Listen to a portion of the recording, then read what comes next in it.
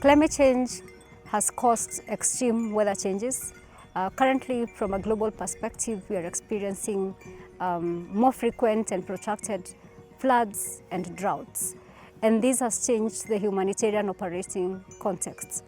It is with this background that Oxfam, with support from the German Federal Foreign Office, has developed a series of guidance notes to help humanitarian practitioners on how we can incorporate climate risks into WASH programming. One of these guidance notes is guidance number 5, which speaks about improving the resilience of groundwater infrastructure to climate change.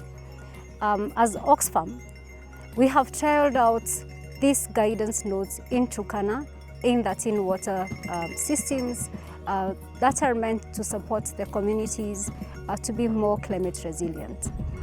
Within the guidance notes, some of the key recommendations include number 1, climate risks are supposed to be considered at the beginning of a water project, as opposed to trying to retrofit flood-proofing mechanisms or drought or climate proofing an infrastructure once damage has already occurred. Then secondly, another recommendation is that the design of infrastructure is supposed to take into consideration extreme weather conditions. A lot of the data that we currently have did not consider the extremities that we are currently experiencing.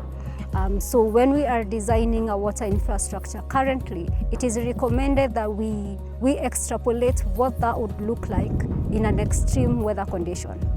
Thirdly, we are recommending that there should be robust governance and maintenance frameworks for water systems, and for especially those within the rural water systems, to make sure that there is proper and professional operation and maintenance of the water system to improve their resilience.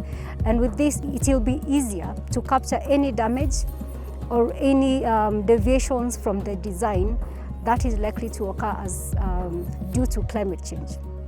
And finally, we strongly recommend that we involve the communities within the water systems to make sure that they are as well part of managing the risks that are resulting from the climate change. A lot of the weather situations that we are experiencing, the communities already have indigenous ways of prospecting them and forecasting them, and being able to report, to be able to provide anticipatory actions in case a crisis is likely to occur. Why does this matter? Climate change has impacted the humanitarian operating contexts. We're looking at more cyclic humanitarian crises that have negatively impacted on the coping mechanisms of the vulnerable communities. And as a result, we need to take note of these guidance notes to be able to safeguard the investments by the humanitarian sector. For example, we do not want to have communities that are already very vulnerable cut off from access to services because there weren't key considerations that were made to climate risks. It is important as a sector for us to be cognizant of climate risks as we design and as we implement the humanitarian work to be able to safeguard the communities and also safeguard the resources that have been invested within the humanitarian space.